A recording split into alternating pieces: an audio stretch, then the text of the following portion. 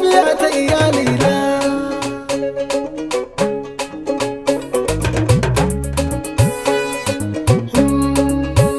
Ga mu a duniya mu tashi mu nemo lahira, sai muna da lafiya za mu yi walwala duniya.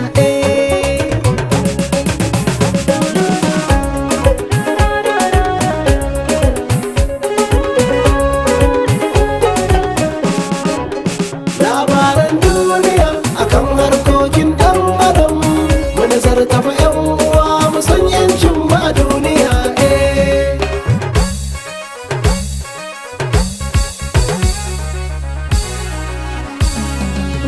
Na doka gangata da kiɗa na zizuma zambiya, wata waka ce da zanga kan harkokin lafiya. Babu shakka na ji daɗi dole na ɗanyo dariya, farin cikin raina ne na kare hakkin lafiya. Dan fada lafiyar sai na ci tuwo na sha miya. Akan lamarin duka ɗan adam musan yancin ma duniya. Mai noma bai zuwa gona sai inda ruwan sama, kuma inda ruwan sama da fatanya don a da sorama.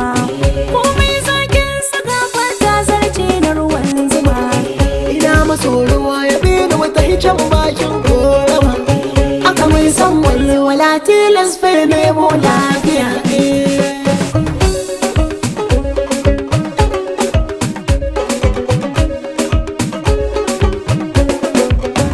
Makerin arziki ba a rasa gaushi na sani.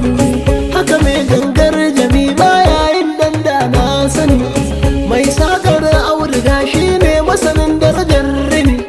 Sirrin daji kwarai sai baushe kuma kun sani.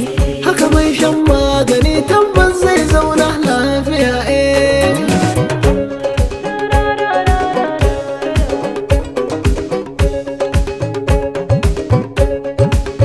Mai neman arziki baya taba afkawa rashi, mai cin mai kokwarai tilas ya zamo mai dingishi.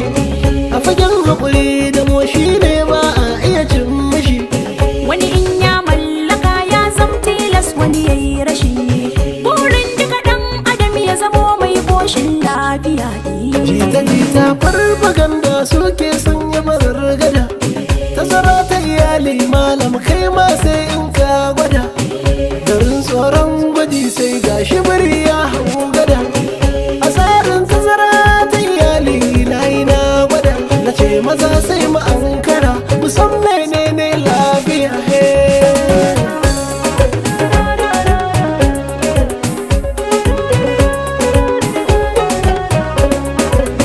Labaran duniya akan harkokin ɗan adam, mu nazarta fa 'yan uwa mu san 'yancin mu a duniya. Haihuwa in ta yi yawa kan na yi ɗaya kai kuma ka yi tara. Ga addinan jama malam lafiyar ka an yi kira, lamarin ka duba iyalin ka za su yi nasara. Ka je ka yi tambaya in ka ɗau wannan shawara, walwala ta iyali jin daɗi za mu samu lafiya. Labarin duniya akan harkokin lafiya. Mu nazarta fa 'yan uwa mu lura da harkar lafiya. Ni babban burina lafiya ta iyalina.